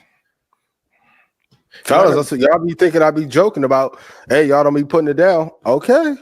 Now you got to worry about Elon watching your girl. So if the robot pounding your girl out, you don't think they're getting the data and uploading it? Oh, for everybody on Twitter. On top of that, talk about getting your rights stolen. Oh, Elon's so cold and nefarious at the same time. All your intellectual property, anything you write on Twitter, anything you draft can be uploaded to what's that? Grok. And we can relicense, remix, reuse anything you post on our platform. My favorite word in business, in perpetuity. What's Grok? It's their AI that he had to make since Sam fucked him out of ChatGPT. So anything that you write, any creative ideas, any lyrics, your photos, your kids' photos can be remixed. I can't wait to see all of y'all who be like uploading your kids all the time for your shit to end up in a Disney or Pixar movie that looks just like your kid and you can't do anything because when you download that damn document in 60 pages and 8.5 font, it told that you can sell your rights. And then y'all be like, why are y'all talking about this? They're taking our rights at scale and then they're killing DEI. Y'all talk about the rap labels and shit. IG and Twitter, to me, are the biggest labels on earth that has everybody working for them for free. What about Tesla's valuation stock? Like, will this have like a major impact on the value of the company, this robot, in the next 10 years, let's say, or five, let's say 5 years. In the next 5 years, will these robots really have a real impact in the company's bottom line to actually make it even more profitable? I think so. If he because if he starts to sell them off at scale to governments and municipalities, for sure. But 10 years, I keep saying Elon won't be he'll be chairman. He's not going to be running Tesla CEO. Starlink is the one. SpaceX is supposed to go public, I think, in the next year at $135 a share. Tesla's at 200 and some change. So if SpaceX is at 135, Starlink got to come in at 250 per share IPO. Comcast, you're done. You better figure something out. All you internet service providers, you better find a way to sell your shit off or bundle and make a conglomerate and give us 9G speed. It's over with. That's why I say for anyone why y'all do blackout, there's a reason why Elon, Rockefeller, all the top business magnates, they made sure to Puff, Suge back in the day, Hove, Kanye, they stay in the limelight because there is a multiple on celebrity CEO. There's a reason why. That's when I ask everybody, like, who's the CEO of Micron? No one knows. Everyone knows. Jensen looks like the Asian version of Steve Jobs now. There's a multiple that comes with that. There's a reason why if LeBron stays in front of camera, even though you can argue SGA may play better, the NBA has a fucking viewership problem, and they won't even let LeBron leave because they have no replacement for him. Facts. Q score matters. When you're building even how America is marketed as the land of the free, home of the brave, endless opportunity, that is marketing for the country. Switzerland a little bit better. Environment, food, education, resources. They don't have to do that because they want to keep our ninjas out. So, but the marketing is key. Question from the audience. Mm-hmm. 2 questions. Do you guys get flown out, and would you ever let someone fly you out? No, if I get flown out, it's by business or a corporation, and it'd be tough to even let them do it. Would I let somebody fly me out? No. Y'all not gonna use. I'm not gonna be the work to get flown out. I'm good. What about you, Rashad? Like you said, I mean, if somebody's booking me to do something, then speak. Yeah, that's a rider. But as far as if this is a romantic, I think this question is targeted towards romantic situation. Yeah. I have never in life. I I don't even know how that works. I don't know how that works. And I'm not flying to the work that often anyway either. Relationship or not.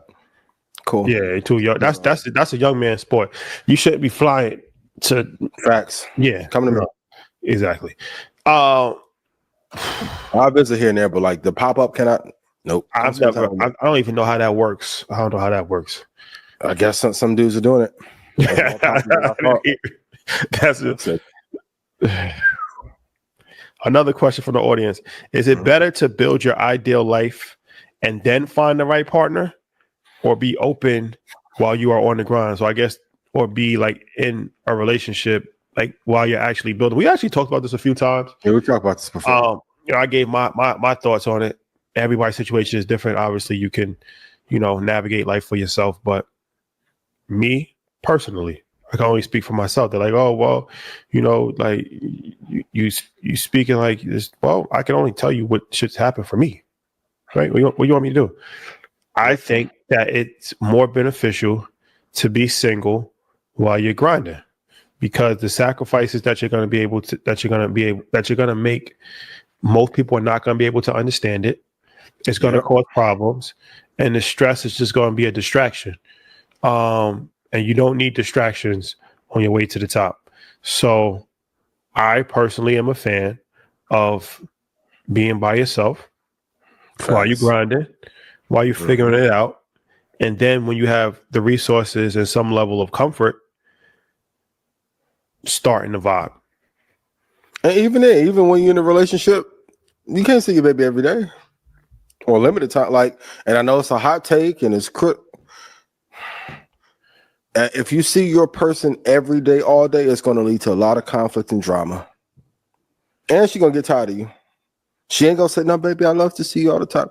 Stay on your shit no matter what. I'm pro-love. I'm pro-relationship. Love it, boy, area, all that. But like, to answer the first question, I think you should build first. Still go out. You can date, have fun once a week, whatever you're going to do. Cool. Get your rocks off. But not many people in this era are looking to build anything side by side. The offside of that, though, if you didn't help me build nothing, if we get to that altar, I need my prenup paperwork signed a year in advance, though. For off the rip. Oh, speaking of prenups, can we go to Tyrese, please? Oh my god, dude. Oh god. All right, let's show this video. Baby mama number 1 and 2. If you ain't learned already, I ain't giving you like I fought to earn this life. I'm gonna fight to keep it. Not giving it away to nobody. Ain't nobody gonna take this. I'm gonna shoot, stab, and kill over mine. And I'm gonna protect this bottom line at all cost. I've earned it, and I'm gonna protect it. I'm gonna protect it as hard as I've earned it. That goes for all my homies, anybody in my family, anybody I ever marry again. If you think I'm about to just give it to you after I worked this hard to get it, you definitely got me confused. You definitely got the wrong one. Okay. Tyrese, a personal hero of mine. Love Tyrese. Shout out to you, Black Tie. Invest Fest speaker. Mm-hmm. I talked Tyrese off the ledge a couple times. Hey, bro, you going too far. Tyrese, chill out. Oh man, so it's interesting. So he put a video on Instagram saying that he worked too hard to give money to his baby moms, and then that was just a part of it. Then the other part of it was the whole thing. Like, I'm not giving. I worked too hard to just give my money away. You're not friends, family, whatever. But it started with the baby mom situation. Like, I didn't work this hard to fuck off my money to people that are asking for money. And James Harden, that's one of the things that he said in the interview that we interviewed. He was like, I'm like, what'd you learn from Mike? We talking about Mike Rubin and these people, and he was just like, yo, I had to learn to say no. And he was like, he was like, me giving my money away, that's not a recipe for success. He was like, I look at Mike Rubin, they not doing it. They're not doing that at all. So he was like, if they're not doing that, why would I do that? Well, I mean, I'm doing it. Yep. So this is it. Often a trauma response. That's a fact. So let's start with the baby mom situation. When he said, I'm not, nah, you ain't doing it. I'm not going. My only question, and Tyrese, I'm gonna call you later. I didn't see this clip until now. Right? So any of us who've been through the situation, whatever you say in the public is going to end up in that attorney in that docket. I don't know who your legal is, but take this post down, even though we're talking about it. Say it's my fault. Blame me. But I don't know what the baby mama did. And you can't say that, bro. Even if you feel that way. But you can understand. You can understand them. You can understand them because there's a certain amount of money that it takes to raise a child, and there's a certain amount of money that it takes to you're playing games. You're trying to get me to support your lifestyle, and you're trying to ruin my life for no reason. There's a thin line. Thin line. You can always opt for a condom or garganta. Got picked. You can't come in everything and then be mad after the fact. Well, you know, shit happens. You know that, man. Like, okay, how many times has he been through this though? A few. The first time I went to court, never again. Hey, you want my dad to need a sister? No, he don't. I'm cool. Like, I'm struggling the first time. I'm cool. It is what it is. Lesson learned. Cool, but you can't say it publicly, not if you want to end up back in court. And on top of that, too, I wouldn't say it going back to Q score.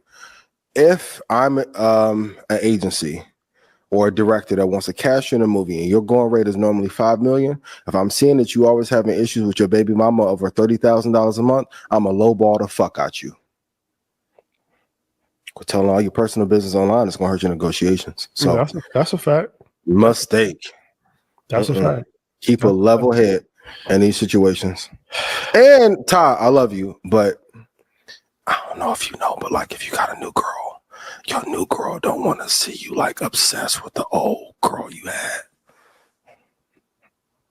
Unless you're trying to get rid of the new girl. That's a good way to talk. I still miss my ex. Ooh, that's an easy out. But if you love the girl that you with now, you can't post you love your new girl and then the old baby mama put up a YouTube clip and you go crazy off the YouTube clip.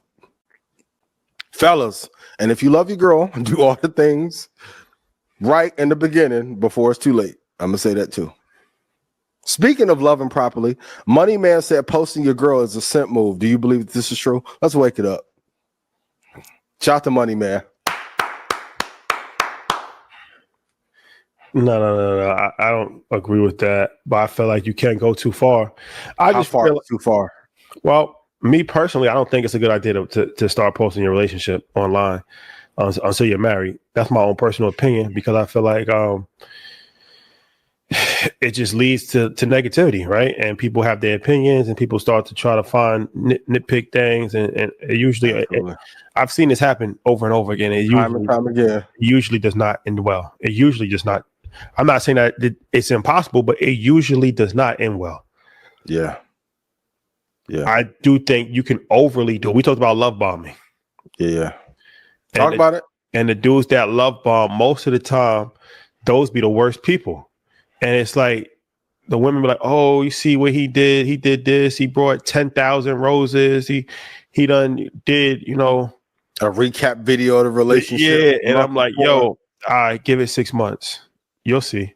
Or like, you know what I'm saying? Like, actually see what's going on Tuesday. Like, this is what happened on Friday. See what happened on Tuesday. Because you doing shit for Instagram. Right? Yeah. You're doing shit for validation of other people. If it's real, if we really got something real, we don't need to do all that. But you know, this is between us. You know what I'm saying? Like you can show some stuff here and there, but if you got to show that I brought you 10 Chanel bags and all, like, or I got to show that ain't real to me. That's not real to me. Like, you know what I'm saying? That's not real to me because that's not done. That's not genuine. So I think from that standpoint, I can understand it because it's like you doing sucker shit in that regard because you're trying to use it as a marketing and promotion for your own personal shit that you got going on. And it ain't about the relationship. It's not about love. It's not about nothing. It's just about likes and comments, right? So, or in a simp scenario, it's like, this is what I do. This is what I do. Right. So it's like now that's what kind of setting the bar. So it's like from a simp standpoint, it's like he's probably looking at it from that standpoint, like, yo, you actually are you putting it out there to the world, to every girl. This is what I do. So now you going, it's the girls looking at that like, oh shit, like he's target. He's one of the ones, like, you know what I'm saying? Yeah. So target field. Yep. Yeah. Well, I mean, but like I said, I don't think posting your girl is just a simp move. I think that's a little extreme. Yeah. But there is levels to this. And a lot of y'all times you post your girl? Huh? How many times a year should a person post their girl? It's up to you. I mean, but like I said, I don't personally think that you need to do anything unless you marry. I don't think you need to do it. You could do it if you want to. But I think when you start doing things more than 2 times a year, it starts to look, if I don't post my kid, if I'm not posting my kid more than 2 times a year, probably once every 8 months type shit. Yeah. I'm not posting my own son that much. So if you posting your girl more than you post your kid, that says a lot. That says a lot. Deadbeat dad shit. And fellas, a lot of times when your girl wants you to post them, it's not for you. It's so she can signal to who she want, step your shit up like you want somebody in your motherfucking caliber. Yo. Be careful. Oh man. Be careful. You gotta earn them posts, yo. A lot of time it's not for you. It's for validation for their own insecurities, but they may be trying to line some other shit up. So be careful. And I've done the inverse. When I was on the breakout, I'll go crazy with the little relationship posts. Reel the other little 8 new ones in my whole life. What do you think? You definitely can over-index, for sure. I'm bigger on privacy now than I used to be. Like, I don't think you should hide your girl. I think you should let it be known. Shout out to my baby, appreciate you. But posting every day, like I've seen somebody make a relationship recap reel. I'm like, it's not that good, bro. Like, stop going too far. Because if you're actually happy, you'll be so in a moment and not want to post anything because you want to cherish the moment that you have currently. Like you said, a lot of that should be for sure anyway. Yeah. And it used to be an era where you had to actually manually do things. Like now everything is done online. So it's like you see me, you're going to see in real life. Like this is real. People think real time. Instagram is real life. Like, you know what I'm saying? Like, and it's like that means more than actually doing shit in real life.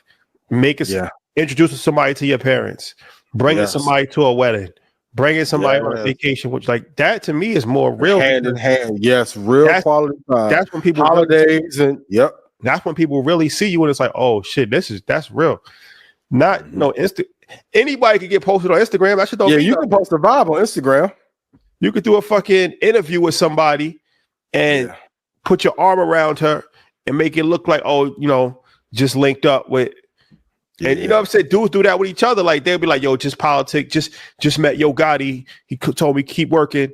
Meanwhile, you just, you know what I'm saying? You just walked up to him and gave him a dap. But the way that it looks is like you had a conversation. It looks like y'all working on something. It looked like, yo, we working. Just know that 2025 coming, we working. No, nigga, you asked for a picture and said, what's up? That's it. Like, you know what I'm saying? Like, ain't no working. Hard launch at the wedding. Hard launch. All right. Yeah. Shout out to Money Man though. Salute to Money Man. We gotta get him on the program. What's the most you think you should spend on holidays coming up? What's the most you should spend on your significant other for the holidays? Well, we're gonna hopefully we have a whole discussion before Christmas, but no, I don't believe in. Well, I don't celebrate Christmas, but if I did, you are. See, that's why you made Essence, yo. Media mogul. I don't celebrate. Smart. But if I did, I see disturbance. I see like 40% of people is still in debt from last year. Year, bro. Like I said, we gonna have. Hopefully, we can talk about this on Market Mondays. But man, don't put yourself in debt, right? Don't put for anybody, for your children, for your girl, bro. It's not. It's not worth it. If their love for you is based off of the gift that you could give to them, that's not real love, right? And if you have to put yourself in financial hardship.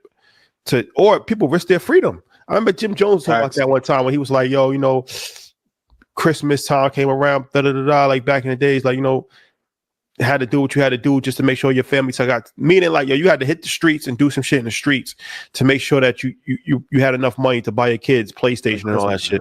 Nah, think about that, bro. You're risking your freedom to spend money on material items that's not even gonna mean anything 18 months from now. What does that mean? Like, you know what I mean? So, man, I think that spend money on things that mean something, right? Like you're gonna get value from, right?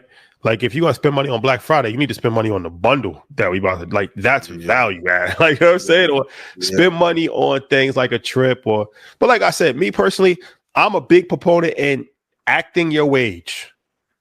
So how much should you spend? That's the question. Yeah. It all depends on what's comfortable, but I would say this as a rule of thumb, you should only spend amount of money that you have it doesn't register in you. So if $200 is like, yo, if I only spend the amount of money that you can lose without thinking about it, that's my rule. It doesn't hurt. Yep. Only how much money could you afford to lose, and it wouldn't affect your day. If you could lose $100 and it wouldn't affect your day, spend $100 on that gift. If you could lose $1,000 and it wouldn't affect your day, you might want to spend $1,000. If you might want to do a nice gift, it's not going to affect you. Once you got to start thinking about things, that's when you shouldn't do it. If you know that if you lose $500 today, you're going to be thinking about that for a week about how to get that $500 back. Don't do it. That means that $500 is too much for you to spend on a gift. And if she got a super long Christmas list for you anyway, she don't really fuck with you, bro. And who does that? Who does that? If you're in a relationship, like, we not kids. Don't give me no Christmas lists. Anything I give you is a gift. It's a gift. Like, you know what I'm saying? I don't want to see no fucking list of shit that you want. No. If I give you something. But some of them led with the giving and the tricking, and now they got I want a Chanel mini and a maxi for when the maxi get dirty and da-da-da. Don't give me no list. Don't give me no list. That's crazy. The list is crazy work. Like I said, what are we doing here? It's not Santa Claus. Fucking 12-year-olds. Like, this is my wish list. Yo, if I get you something, or cash is always the best gift. Let's be honest. Cash is the best gift. And if you're amazing enough throughout the year, we'll figure out what to get you without you asking for it. But I always think cash is the best gift, though. Yeah, I agree. Because now you get what you want to get, as opposed to me doing some shit, trying to rack my brain and then it's like. But what about those who say it's the thought that counts? Sure. Yeah, it's a thought of cash. Cash rules everything around me. I've never seen one person in life dissatisfied with a cash gift. Unless they're grateful. Have you? No, I haven't. No. I've never seen, even when I was a kid, I used to get gifts. I used to say, yo, just put money in the envelope. It didn't matter if it was $20, if it was $100, if it was a gift card. Those always meant more to me than a fucking sweater that I'm never gonna wear. Yeah, or some socks and shit. Like, you know what I'm saying? Like, but what do you do? What's your gift regimen? You go crazy? You go crazy? I only do big gifts for my parents and for Xander. So you don't. I've given gifts before, but to go crazy on Christmas for the IG. What's going crazy? Percentage of whatever the monthly is over a certain amount. Percentage of the monthly. Not give a fuck budget. But last year, I don't think old girl got nothing. She was acting stupid. Well, have you ever broken up with somebody before Christmas on purpose to avoid buying something? No, if I'm breaking up, it's because I'm just dissatisfied with you. But that's the thing, though. That's the thing. Yeah, I've been out that bracket for a long time, though, so that ain't my bag. Now, will I break up with you and, maybe cause some angst along the way? Maybe, but to avoid buying a gift, no. I'll send you a parting gift. Hey, now let's come pack the shit up right here in Bahamas. And matter of fact, take her down to the little lobby in SLS and little parting gifts like his Wheel of Fortune. Go ahead. But then sunglasses so you can crowd a plane. Some people are actually staying in relationships to New Year's so they can get a gift, and then then January 5th. They send a text. Change your heart. Oh my God! Like we are connected how we used to be. We're not on the same page. Mm-hmm. Right after that. It's been a great time. It's not you. It's not you. It's me. It's a variety of these different texts. I'm not in the right headspace. fellas, be mindful when they do the headspace, or we just aren't connected like how we used to be. You don't have enough time. Motherfucker, you knew as an entrepreneur when you met me. Okay. Something is, once you see that something is off, it's not you, it's me. Something is off. It's crazy. Yep. I just need to focus on myself for a little bit. You already hit the streets. Things just aren't the same anymore. It's not fun. You could have did that December 15th. If you do that January 4th, you deserve 9 months of misery because you purposely dragged the guy out throughout the holiday season for no reason. Mm-hmm. Yep. You got to sprinkle that shit. You got to do it in tears, yo. Cool. Everything got to be earned. But definitely be careful, though. I do want to stress that. Be careful because you're not even going to be with these people.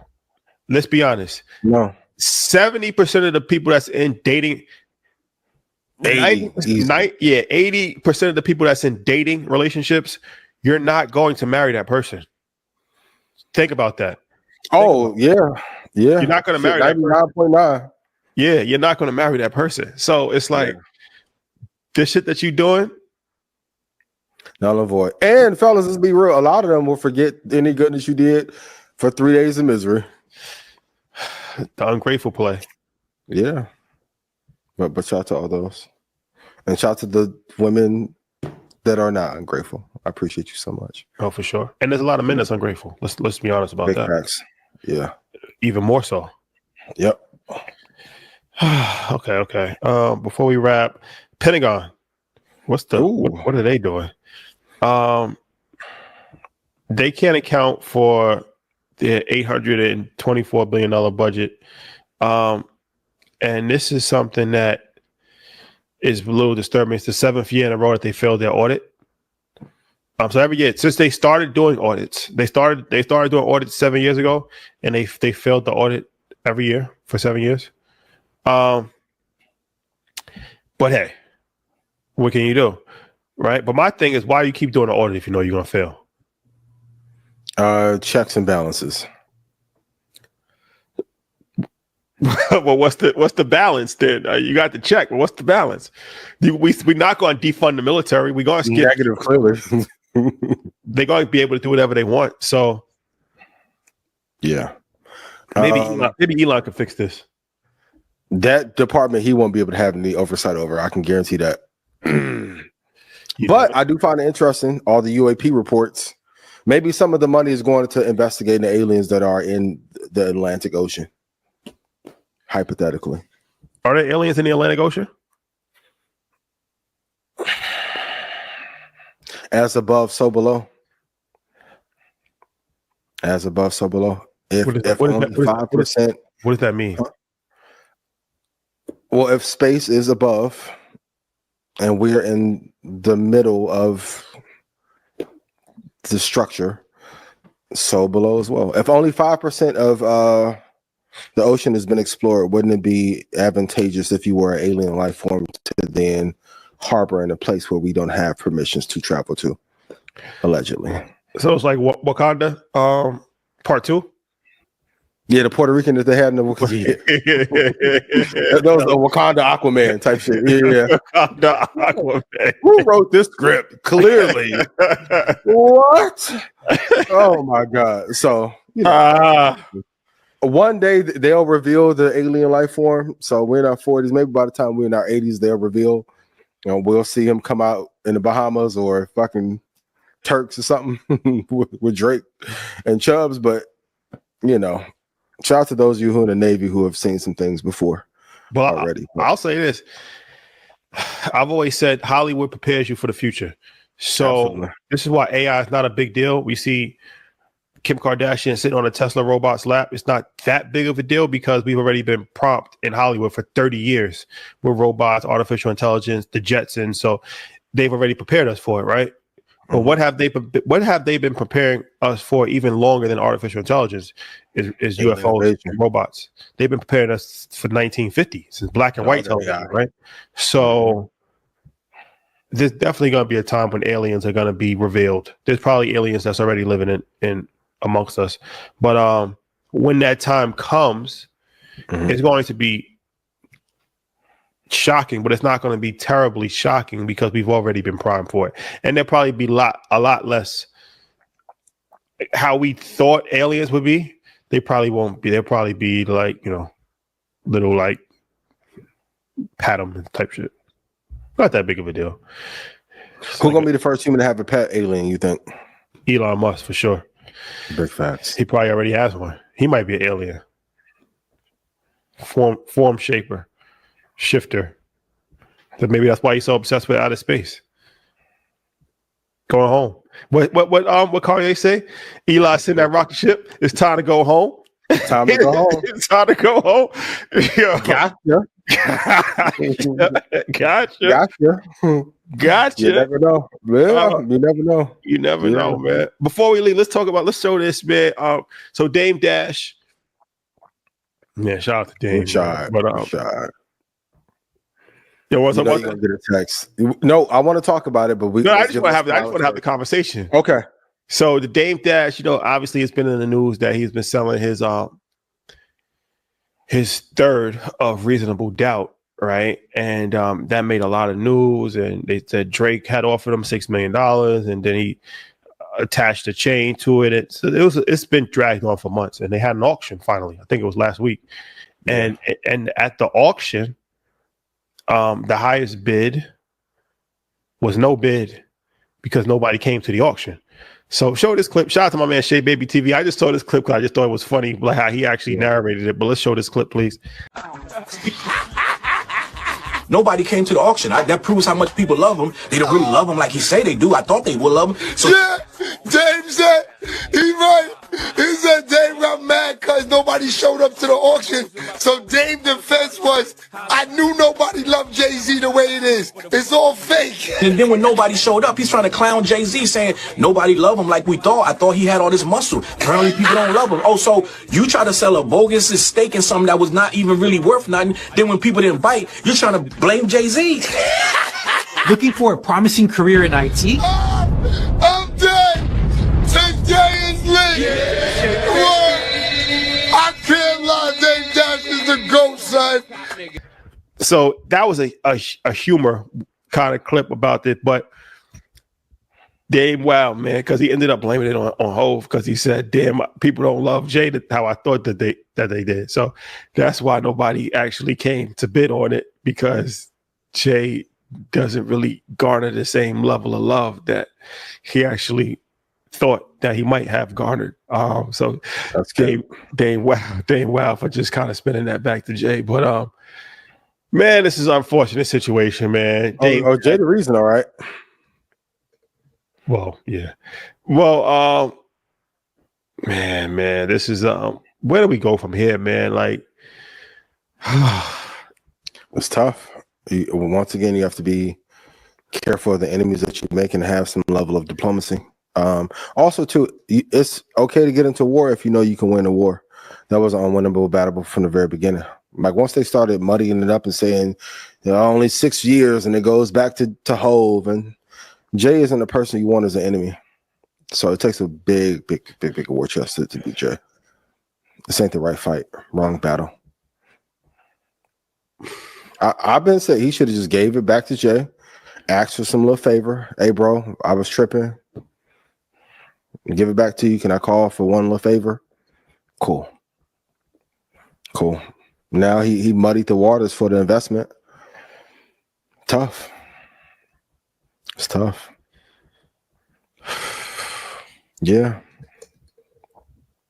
Speaking of disappointment, what you think about Denzel and the Gladiator II debacle about his kissing scene being deleted out the movie and him talking about it? I got to get full explanation on that because I saw a clip on Instagram where he kind of downplayed it. He said that how they making it seem it wasn't that real. Like I think he kissed the hand or something. Like it was like kiss the ring type shit. It wasn't the way he said it on that clip.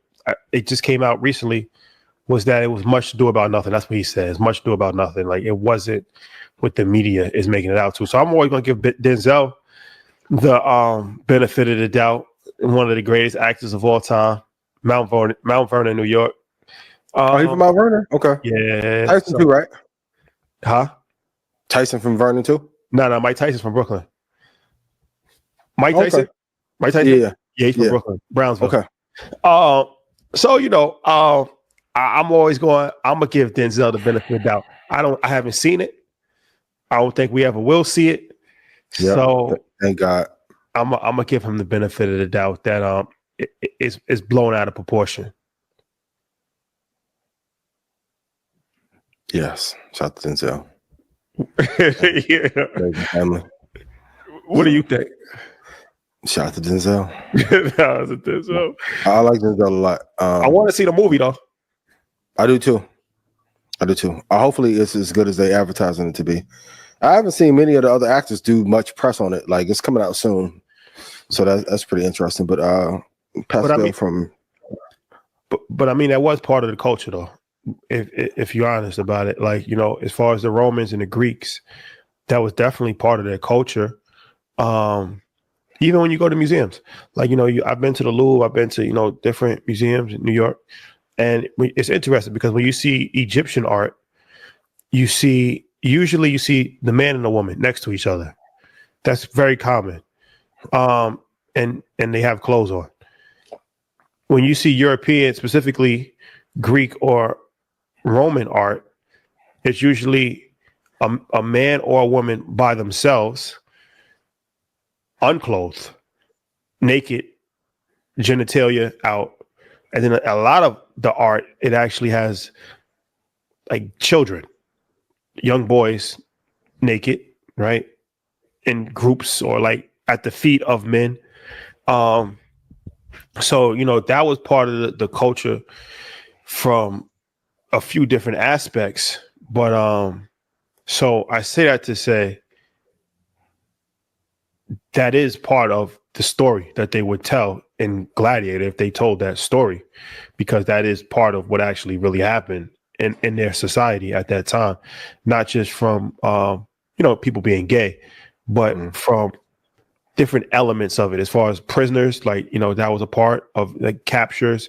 Pedophilia was something that was championed in those days. It wasn't even looked at as something that was a big deal. It was like, you had a like a boy, like literally a boyfriend, like a child, like I mean, like it's just crazy that that's where the term comes from. For those who don't know. That's a fact. So, I mean, if we're gonna have an honest conversation, when you depict those civilizations, you definitely have to tell the whole story. And I just thought Denzel would have came out unscathed. It never came out.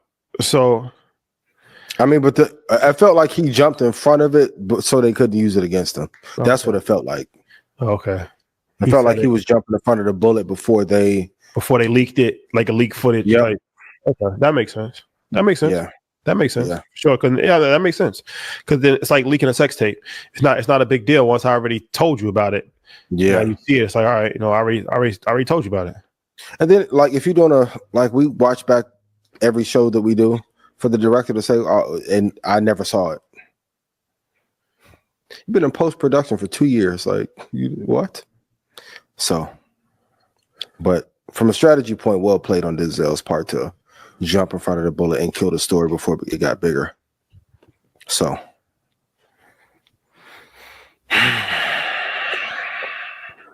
Okay. Why was the internet so mad that Shemar Moore said he didn't want to marry that girl? Marry who? The girl he's with, his partner in crime. They've been together 15 years. Oh, he said that he's not going to marry her? Yeah. For any particular reason, or he's just not interested in marrying her? Dirty Mac.